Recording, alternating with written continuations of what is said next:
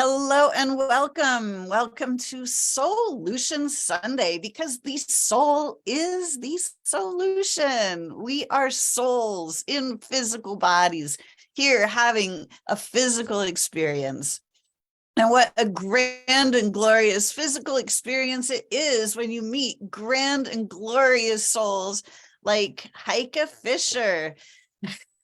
Today, Heike is our beautiful guest. She is someone that I met just recently on my trip to the United States Southwest, and my journeys through Arizona and Southern California. Heike and I met up in LA, and we had a beautiful time together, and I wanted all of you to meet Heike as well. So Heike, welcome to Solution Sunday. Thank you so much, Lisa, for inviting me. And it feels already like at home in the campground that we met in Hollywood.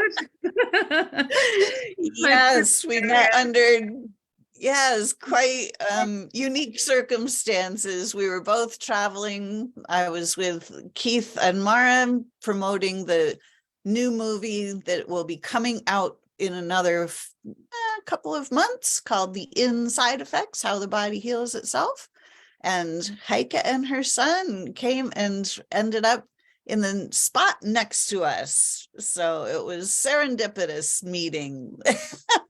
Yeah. So Heike and her son had been traveling through the LA area doing a Byron Katie conference. So Heike, tell us all about that. Yes, we've been to the 9-day school of Byron Katie's The Work. And since I'm into the work for about 20 years, I decided to take a huge trip with my son, who's 21 years old, and to give that as a special gift to him that I can give him as a mother. And we had an amazing time there. Yeah, it was beautiful. And for those of you who might not know what the Work of Byron Katie is, it is a kind of meditation. It's a way of identifying stressful thoughts that cause your mental suffering.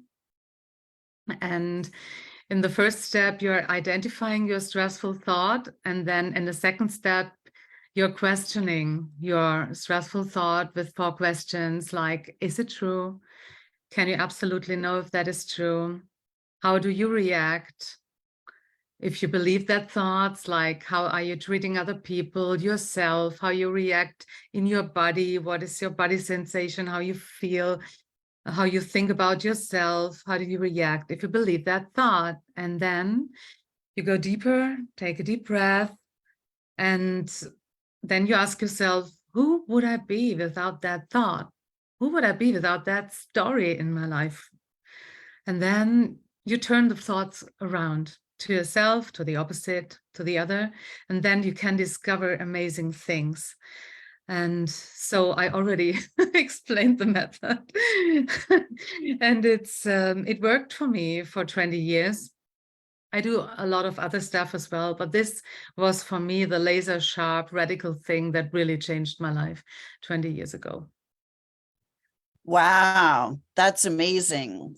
Yeah, I never really have studied any of her work or read any of the things, but that's exactly what I did though when I found myself facing cancer and I didn't want to go the medical route. I started asking those questions. It's like, what do I really know about my body and what's going on? Like, if there were no doctors in the world, like, what do I actually know about this? And pretty soon I discovered that I actually knew a whole lot about it. Yes, it's this internal wisdom. I've seen that when I met you, I saw the glow in your eyes. And when I got to know you better, I thought she's exactly doing what I'm doing here. Yeah. Yeah, it's like we have all been taught to listen to the experts. We've all been taught that somebody else knows more than we do. So we've all been taught that, our parents know more, that the teachers know more, that the doctors know more, that the preachers know more. And it's like, well, wait a second.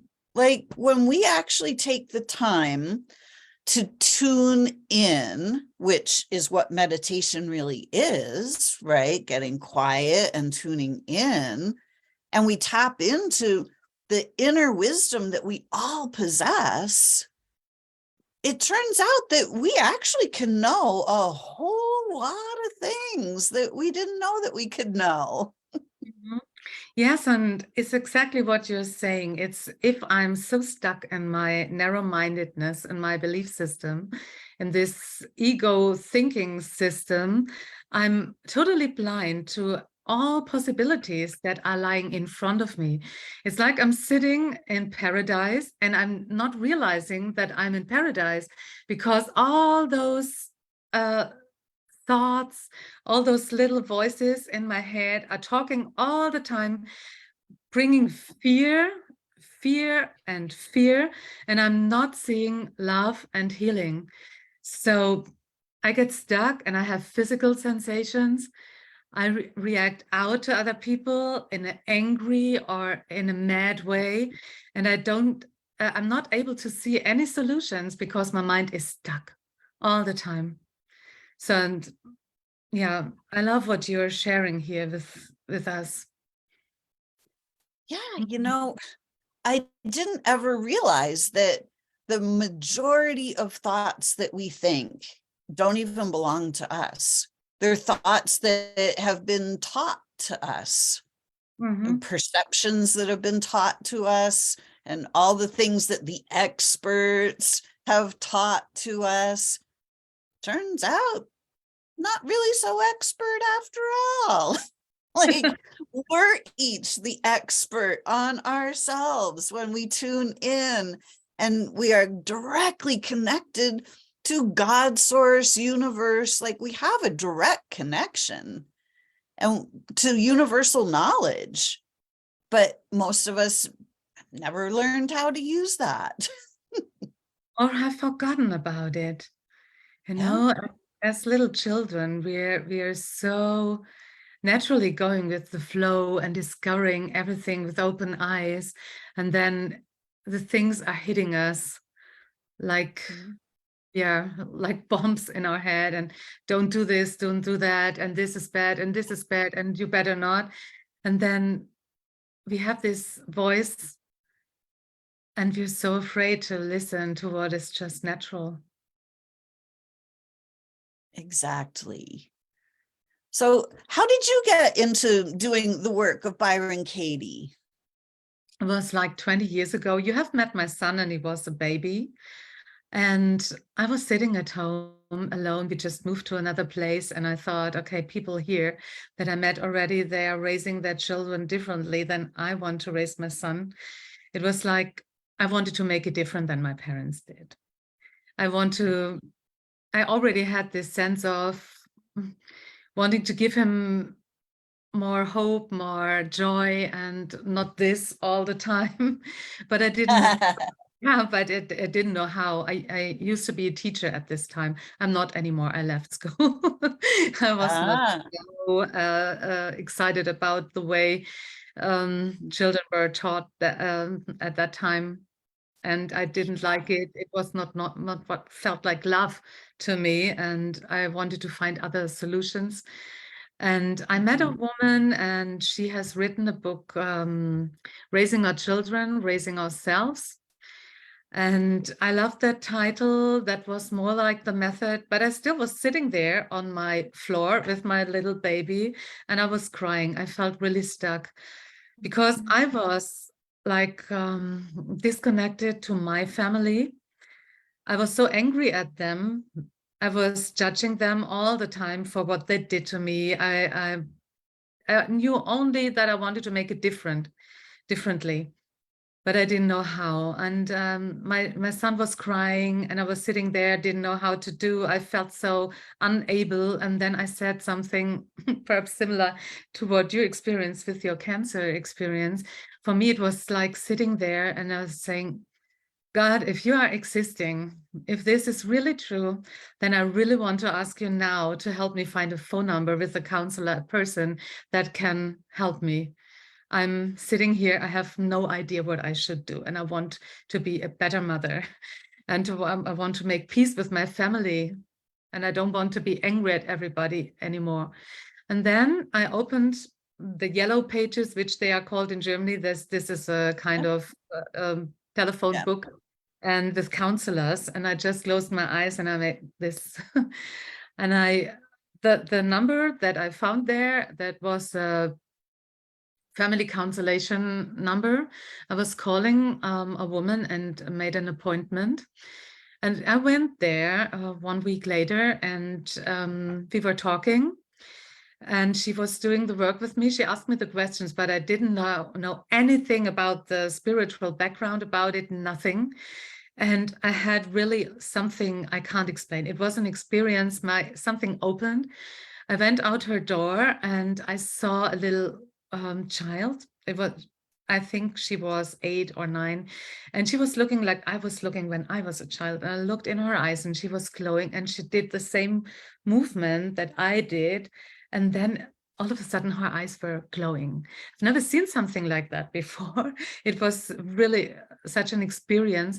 And then the next time I went to this counselor again 1 week later, and I said, "What was that? What did you do with me?" And she went on doing her magic on me with the 4 questions. And then I got my brother, and he said to me, "Hey, little sister, I have never spoken to you in this way." And I said, "Okay, I'm ready to listen to you, big brother, and just tell me your version of our family." And since then, we have an amazing relationship. And then my counselor said, "It's the work of Byron Katie. Just Google her." And then, guess what? 2 weeks later, Byron Katie came to my place. She never came again to my place. If she had been to another place in Germany, I couldn't go there because I was there with my son, and I had no possibility. But she came to the Black Forest, where I actually live. And I went there, and I was seeing her working with people. And my heart was so open, and I thought, this is exactly what I want to do. And this changed my life. Now, 20 years later, I'm working with the work and supporting people, and myself by supporting people. And it's miraculous, my way. And I'm so grateful. And this is why I'm meeting people like you, Lisa, and Keith and Maura. It's just one more miracle of souls connecting, shining eyes, and knowing that there is a better place for everyone here listening. There is always here and now hope. If I can do it, you can do it. Exactly.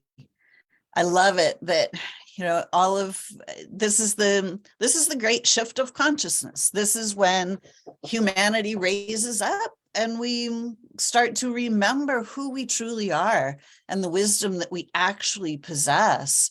The fall of consciousness has been on this planet for a very long time, and humanity has been suffering and asleep, not recognizing that we all have access to universal wisdom, and that we can all shine our light, and we can create heaven on earth. This is the divine design. And so we are all here at this moment in time. If you are a human on this planet, you are here at this time to help change the game. And as we raise the consciousness of this planet, it is becoming easier and easier for the light workers, the ones who are really at the forefront of this revolution, to come together. We can recognize each other, and we're now all vibrating in a similar bandwidth. So as we're in this bandwidth, we're easily being called together. We're being drawn together just naturally and organically. And it's such a beautiful experience. It is. And each one matters. This is what I really believe in. It does matter that we're keeping our minds open, our hearts open, that we connect and support each other in rising up and making our world and this world that we are seeing a better place, stepping out of the world of illusion that looks so real, but it isn't. Exactly. We live in a giant hologram. Everything is light, everything is energy, everything is completely changeable. But we've all been taught to believe that it is the way it is, and we just have to work with the way it is. But we can actually change the way it is. Like, we don't need to live in war and suffering and poverty and, just barely enough. We don't need to do that anymore. We are grand beings of light, and we can do this. We can create completely different for ourselves. In any moment, we can change our mind. So doing the inner work is literally how we start to open up the realms of the non-physical, the unseen world. Like all the rest of us, the soul, it's the unseen part of ourselves. It's the non-physical part. All of the energy, all of the consciousness, all of the awareness, all of these things are non-physical. But we've had the blinders on and have been taught that if it's not physical, it's not real. Just ignore all the non-physical stuff. But when we start to do the inner work, we start to tune back in to the non-physical realms, which is where all of our power lies. Yes, indeed. Body follows mind. Body follows mind. It is, if I'm changing my mind, my body is following into light. This is my experience. During this path, Yes. I had migraine before and a lot of other stuff, and I don't have that anymore. I feel so much better and more capable of doing things. It's all about, in our minds, it's all about the physical and worrying about death and about everything. And so if I get stuck into this system, of course I'm afraid and I'm mad about my existence. And it's human to have thoughts like that. And then there is that next step to come out of this. And what you were saying, to focus, to really focus on the internal. And then everything is given. It's magic. And everything in the brain says, no, don't trust this. There's some kind of egotistic thing here running and trying to bring me away from this. And in my experience, as soon as I stop listening to this voice that wants me to suffer and wants others to suffer to make me being a believer in this suffering system and this fear system, as soon as I step out of this, a new world opens to me. It's only 20 years now. And you have seen my son, I've seen my son. Yeah. Meanwhile, I just want to make a note on my story that I began. He's 21 now, and he has his own business. He's shining. He's really a light. And I have made peace with my parents, meanwhile, and with my brother and his family. So we are celebrating Christmas together, and we made even our inheritance issues in a clear way after a long time. So this... thanks to inner work, thanks to choosing peace, and for learning also clear communication. There's something else, being not a liar to myself. So trusting the universe doesn't mean that I'm a doormat, that I say yes to everything and becoming kind of stupid. No, there's a kind of common sense that I really need to listen to and to be true to my inner voice. That is really the voice of love and God. If I trust this, even if I'm afraid to really speak up for myself in clear communication, things happen in a different way. Things I used to be afraid of even saying or speaking about my needs or about things that work for me or don't, and to be humble in this and to really go for it courageously.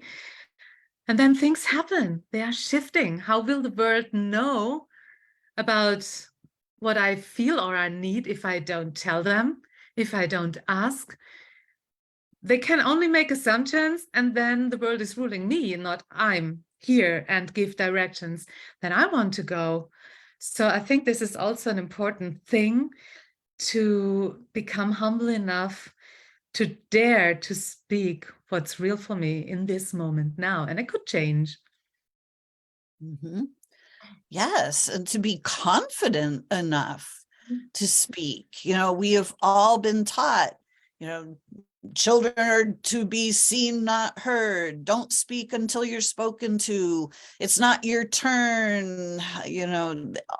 We've learned all of these things, that it's not safe to speak, or, when we spoke up and the teacher called on us and we gave an answer that they didn't like, and then we got shamed or criticized in front of everyone. And these are traumas that happen to us as children. And those traumas lay the foundation of our lives, because we don't want to speak up and be wrong. We don't want to be made fun of. We don't want to be criticized or told that, we shouldn't be doing that. And, all of those voices that are in our head that make us suffer, they're not even our own voice. They're the voices of all those authority figures that we've been told know more than we do, and that we have to do what we're told. When we start to really, tune in and do the inner work, and we start to really notice what's true for ourselves, what our needs really are, and we just start to ask some basic questions. Is this really true? Like, who am I actually paying taxes to?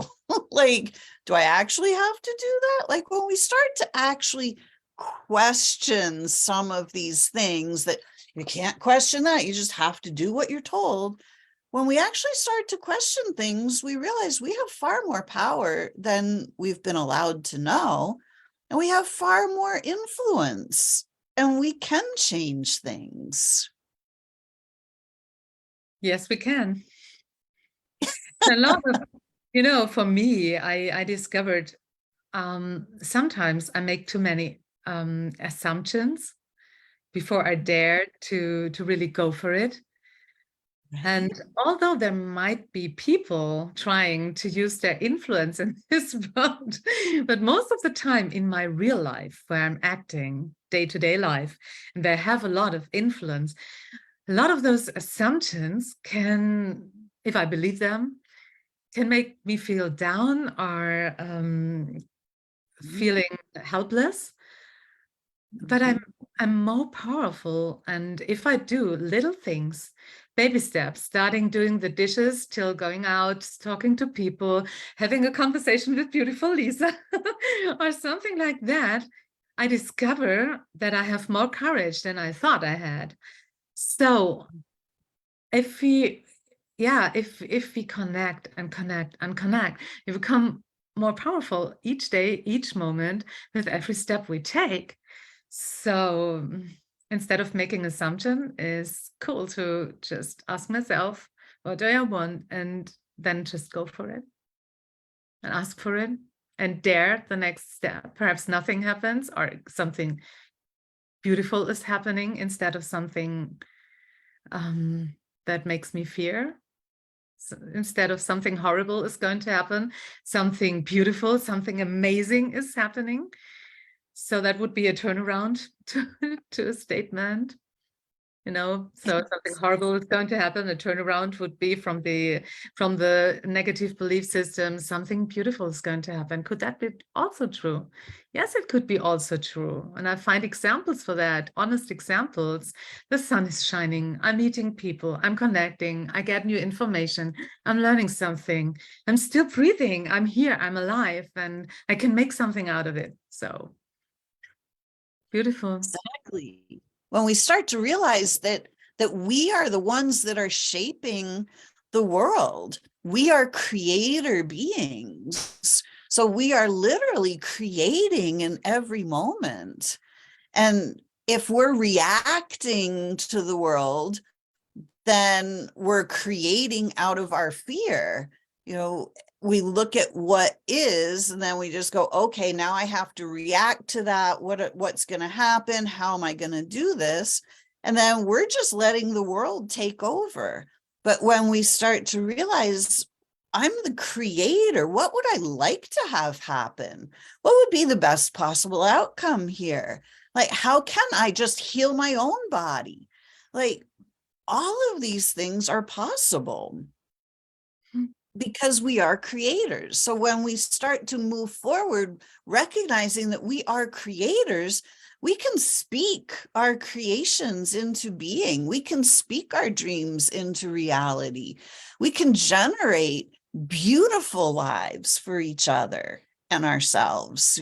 Once we create that beautiful life for ourselves, we're opening that door for other people to join us in that beautiful life as well, so that they can see they too can have these beautiful lives.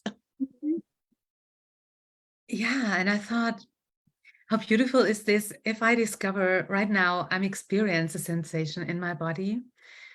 I can take myself in my arms as I am, even if this body in this moment in my imagination is not sane. But I can start with having sane thoughts about it and to love it and take it in my arm and embracing it as it is right now, and have mercy with this poor body that was so trained to suffer in this world.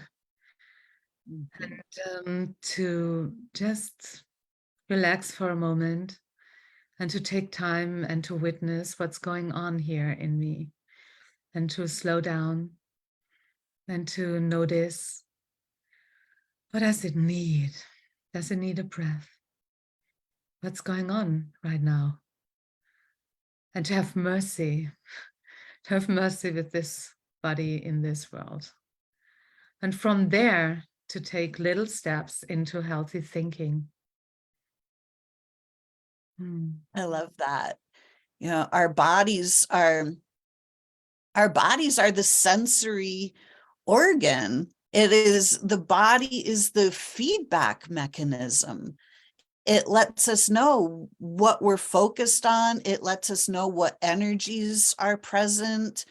If there's fear present, the body feels it. It's like, hey, here's some fear hanging out here. You're thinking fearful thoughts. Look at the fear, clear it out. But we've never been taught that fear is an energy that we can clear out, that it doesn't even belong to us, and that we have the ability to allow our bodies to feel better instantly if we pay attention.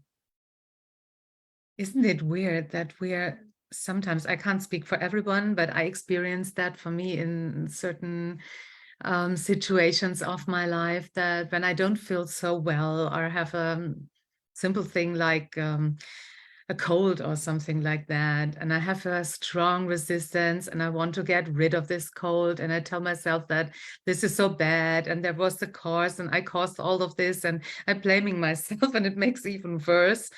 Perhaps your listeners can relate to that, especially if you have an important date that you don't want to miss, or so I love to just be gentle with that and to see the beauty of a sore throat.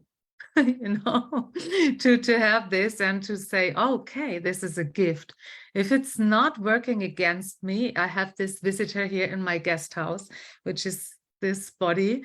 So how can that be serving me to get to my best possible outcome?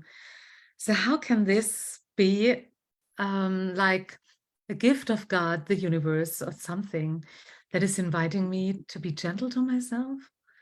Have I a need or something that I don't hear this soft voice speaking to me? And so this makes a difference for me. And then it's changing my shift. I can't tell myself all the time, don't think that, because it's too late. I have thought it already. But to say, okay, that was just a thought running here through like an advertisement on television or somewhere. I don't have a television anymore for 20 years.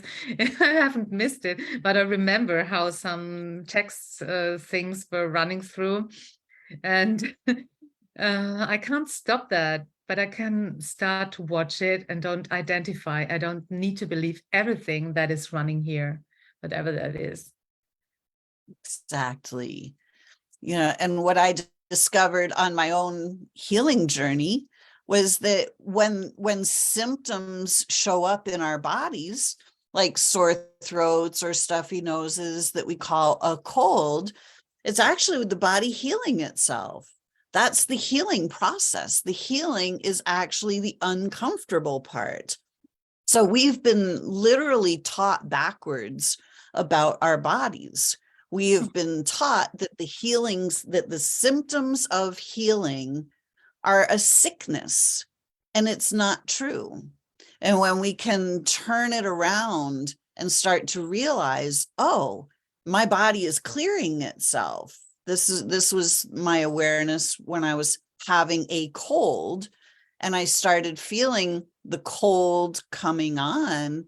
And then my mind went, okay, well, now here's a whole week out of my life that I'm not going to be feeling well. And then here's another 2 weeks that I'm probably going to be still coughing and blowing my nose. And I thought, wait a second, is that true?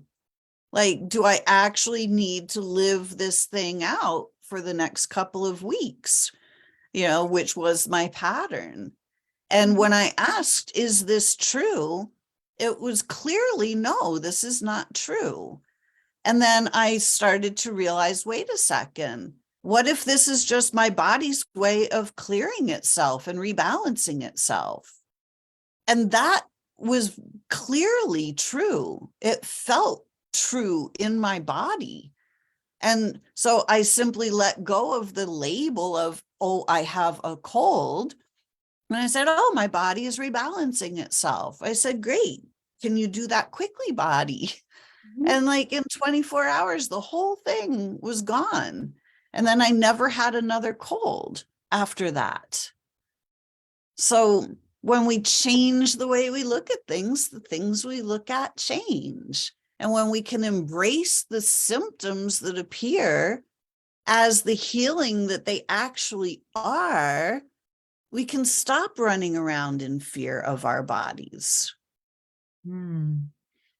I love how you're turned around, how this story about health and sickness is scripted into our minds.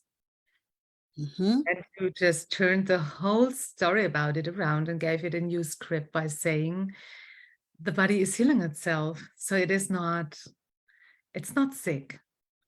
And Exactly. I have spoken some years ago to a psychologist from our place here. I had a conversation with him. He said, to be honest, we just need to have some labels to calculate our figures. Sometimes like autism or things like that, we just have to find something that we put into categories, and then we have to have some keys to just calculate things so that we can get some money in. So that was a very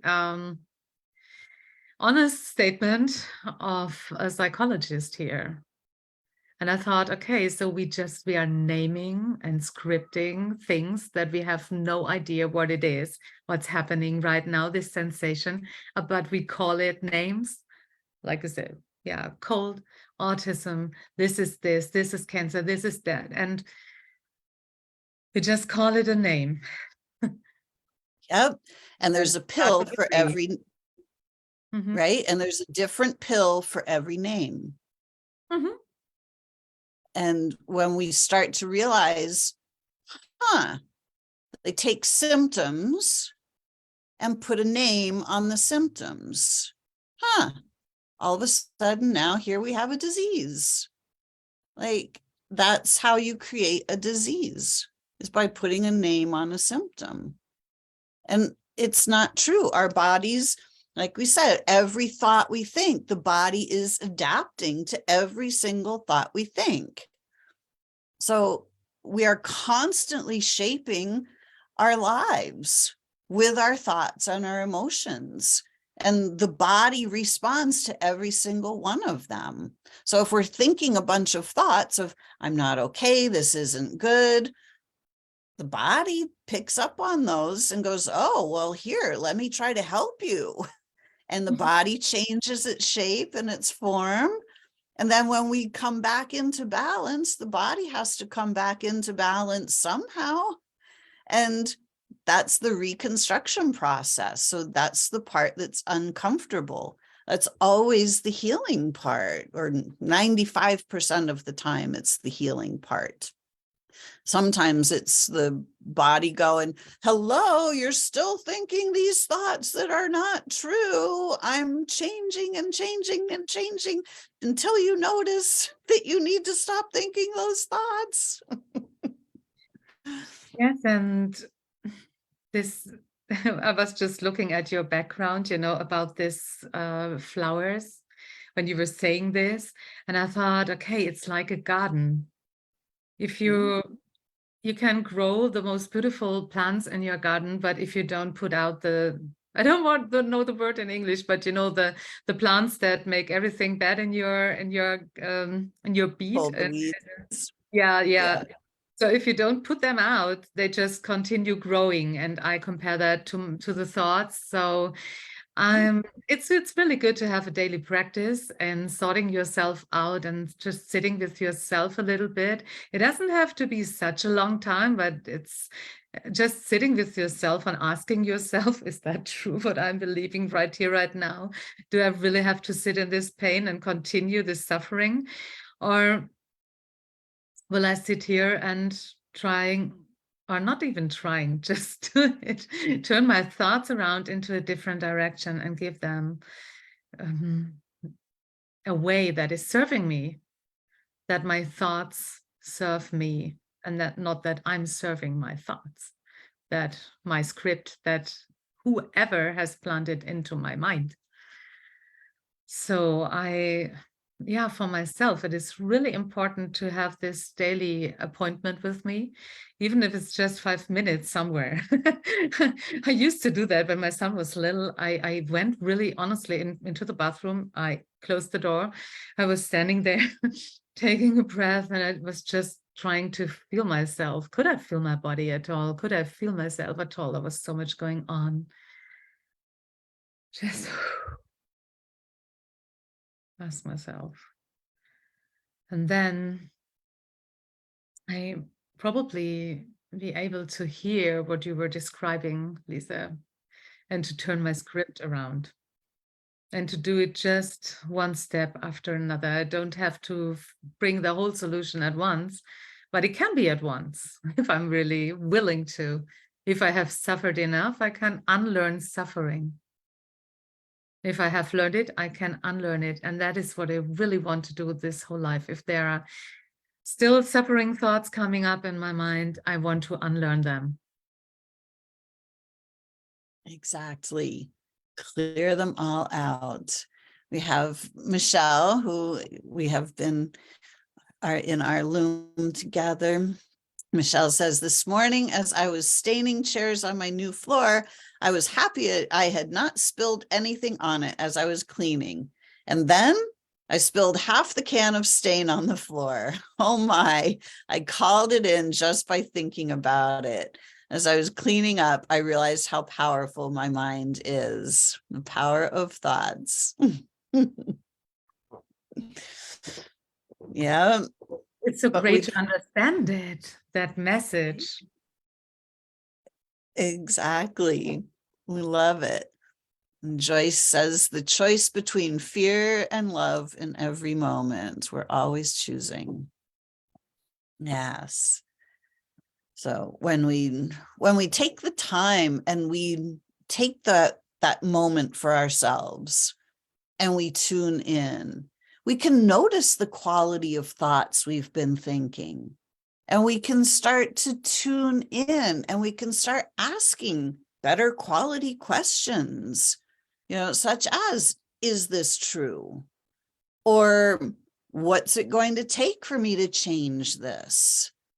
Once we start asking better quality questions, other than the ones we've been taught to ask, what's wrong with me? Why is this happening to me? Those are not good quality questions because we really don't need the answers to those things. But when we start to ask, is this true? We can start to notice that, well, actually, no, it's really not even true, which is why the thought doesn't feel good. Mhm. Yes, because we are people living in our truth. Truth is our health. Truth is our natural being. And if you're telling us lies, no wonder that we become ill. And or how would our life look differently if we wouldn't believe all of those lies? How would my life change if I wouldn't believe all these stories running in my mind? What would be possible without that thought right here, right now? And so we all can do that right now in any moment to ask myself, how would my life change without this limiting belief? How would I act out on others without this story, without this painful lie, assumption? How would I treat myself differently without that thought? So I love Right? that. It creates a Yeah. lot of time. It's the time that I lost. I would question that as well, because it's a past. It's a story of a past. Just imagine the past now. It's in my experience, I get so much more things done that are serving me without sitting there pitying myself and going into self-analysis. I just say to myself, I don't have this time anymore. My time is now. Now, with all of you connected in this breath, in this time and space, now in this universe, and it's unique and it's fresh. There is no past, there is no future, it's just now. And in this space, we can create everything. Exactly. And when we actually tune in to the now moment, am I okay right now? And 99% of the time, the answer is yes. Right? We may be believing that we're dying, that, we don't have any money, that we're going broke, whatever the belief is. But if we just tune in, like in this exact moment, am I okay? The answer is almost always yes. I agree totally on that. And I wouldn't miss my own death. And I don't know what that is. It's a projection of a future. I have no idea what that is. They have shown me a lot of things and I have no idea, but whatever it is, I don't want to miss it. Right? I love that.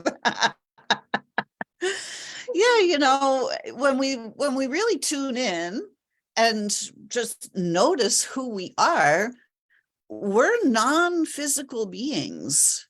We're pure consciousness. We're living life force energy that is animating the physical body. So if we're non-physical beings, that means that we're not these bodies. And if the body might stop, but then it's like the car, we just step out of the car and we keep on going. Like there is really no death. The death is literally the birth into a different aspect of ourselves. So, May I add just something to that? yeah, absolutely. I have given a workshop some months ago about living and dying, and it was interesting because death is a concept. Death is a Exactly. concept. It's a projection, and nobody came back because they liked it so much, perhaps. Or if somebody came back, it's just something that didn't occur to me, but isn't fear of death actually an excuse of not living my own life right now? It's the fear of Exactly. life. That's what, in Yeah. my case, that's what I discovered and learned.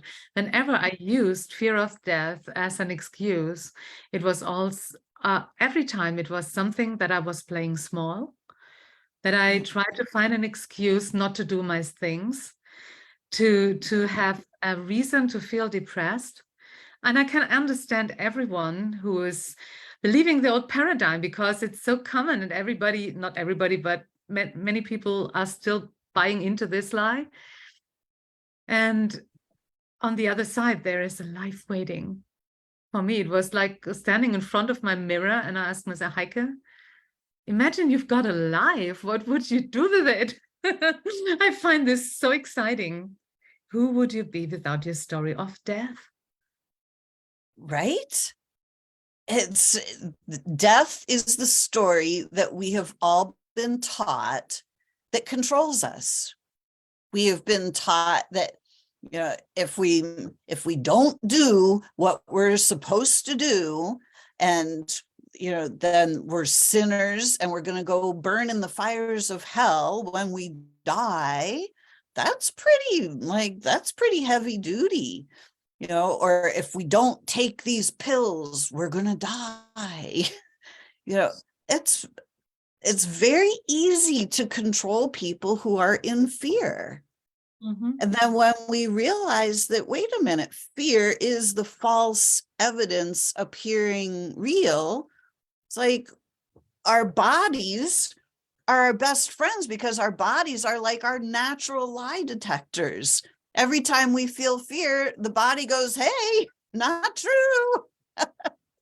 But the mind, we've been programmed to go, keep fearing, keep fearing. Absolutely.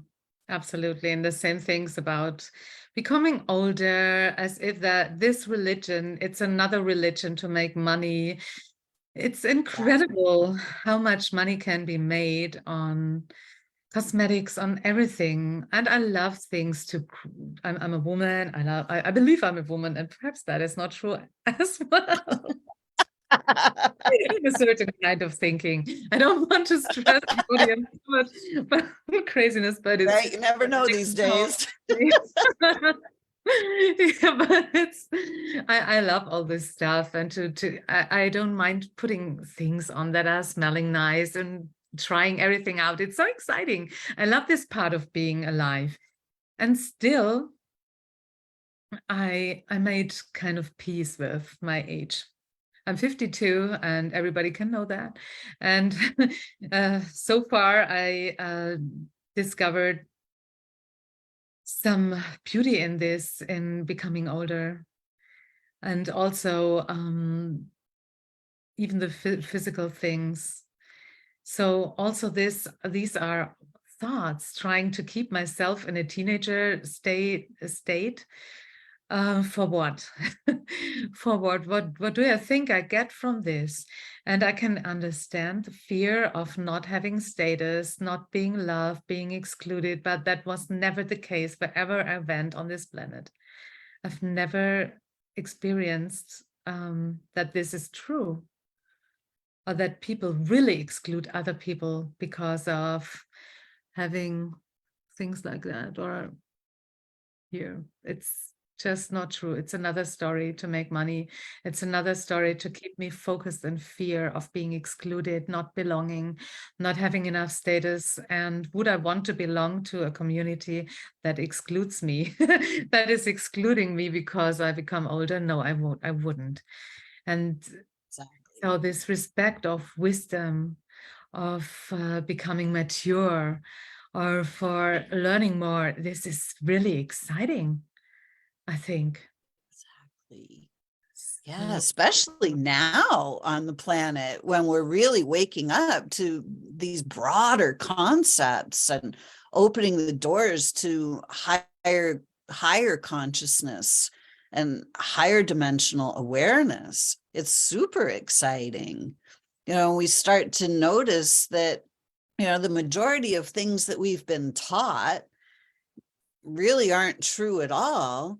And aging is one of those things as well. We have been taught that the longer you are on the planet, the worse your body becomes, the more decrepit your body comes.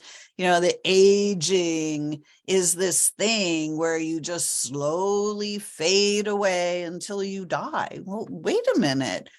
If our bodies are constantly creating brand new cells, which they are, then why would our bodies not be continually regenerating and rejuvenating themselves? Well, they can only regenerate and rejuvenate themselves to the level that our consciousness allows. So if we keep telling the story of, I'm getting older, aging is terrible, it's an awful thing, oh my, if we keep telling these terrible stories of how we're getting older, well, that has to be the story that we play out. But when we start to ask, is this actually true? There's a completely different layer of truth that's available for us to play in. Yes, and I love that you caught all those thoughts, these stressful thoughts, because imagine for those who perhaps are somewhere in between. I don't know who's listening. I don't know the audience, but perhaps that can be a lot for some people. I would say, even imagine if your body becomes older in a physical sense, but you keep repeating your thought, I become older, I become older. Oh, there has to be, the next thought is, oh, do I have some sensations in my knees, in my ankles? Is there something wrong with me? And if you are putting your focus, what you focus on expands. And so all of a sudden, you notice all the little things not are working well. And then you start to act out on it, eating a lot of weird things. And then you have to become old because the thinking becomes old. So if I really don't believe those thoughts about I become old and this is, and I have to have some little things going on here, how are you moving this out of these stories? How are you doing your morning walks or your evening walks or your exercises? How are you treating your flexibility if you haven't got the thoughts, oh, perhaps it's starting now, like that? Again, there is fear. And without the fear, I still can be mindful with my body and loving if I feel something and my body doesn't want to go into this direction. And that doesn't necessarily mean that I've got an atrosis. That could just be something that my body says, oh no, we are not moving there today, and just breathe. Totally different spirit. Yeah. Works for me. And when we realize that the aches and pains are usually the signs that the body is rebuilding itself and healing itself, we start to embrace the aches and pains and we start to realize, oh, my body is healing. Let me move through the healing process, because on the other side of this healing process is pain-free. It's a brand new upgraded body. It's a very different way of looking at things. But when we start to realize, wait a second, this is actually what's true. This is actually what's happening. My body is always creating new cells. My body is always returning to balance. When we start to embrace those lines of thinking, which are actually far more true than the old lines of there's something wrong with you, then we start to take our health back into our own hands and we start to regenerate and rejuvenate ourselves. One last thing I would like to add, Lisa, it's just, and I just put it out like a popcorn. Yeah. In my experience, sometimes I thought I had a headache and I took a decision that was different. Then the headache was gone.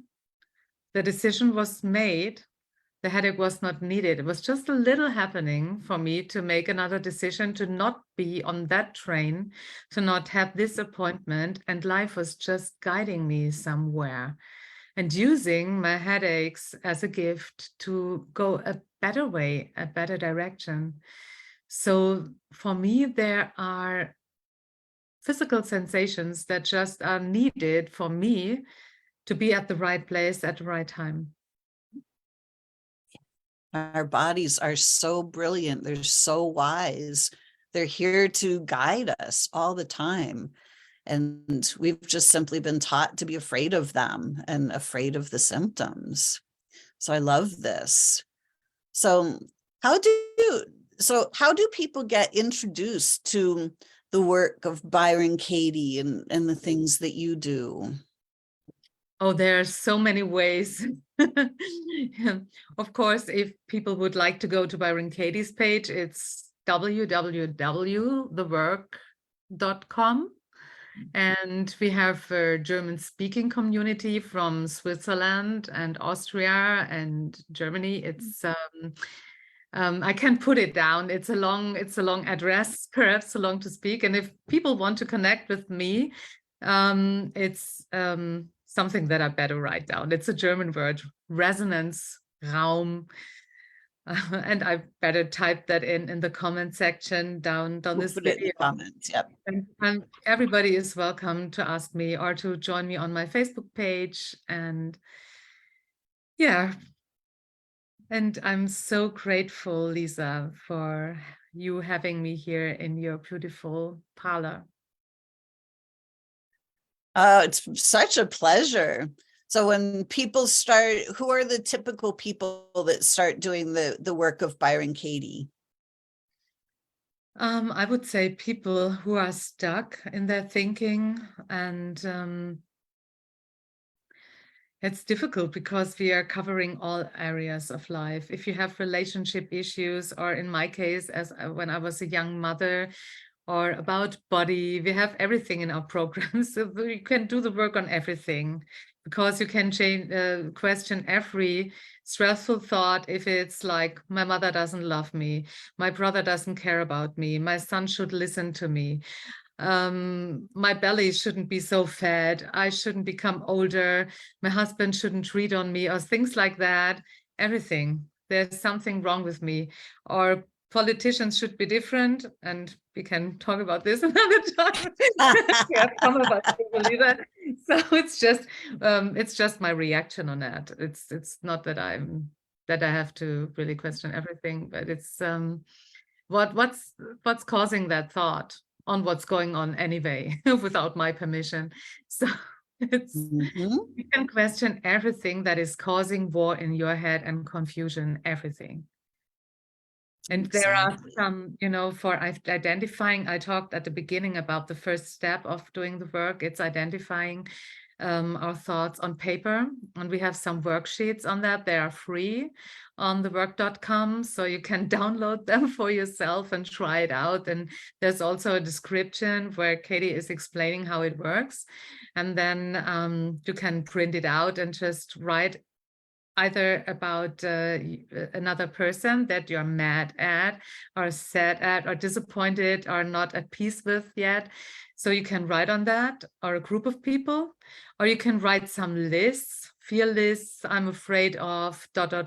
because ... and then you have written your thoughts down. And then you can pick up one sentence like, you should care about me. in a certain situation where I thought he didn't care about me. And then I can question my thoughts about that. In that situation, perhaps when my son ate something out of the fridge and I thought he doesn't care about me, in that situation, I can ask, is that true? He doesn't care about me because he took it out. He doesn't care about me. Can I absolutely know that is true? Doesn't care about me? No, I can't know that. And how do I react? I become mad at him. I complain. I blame him. I yell at him. I yell at myself that I didn't raise him right. And so who would I be in that situation on the fridge with my son without the thought he doesn't care about me? Could relax. I wouldn't feel threatened, not attacked, and not attacked, not being attacked.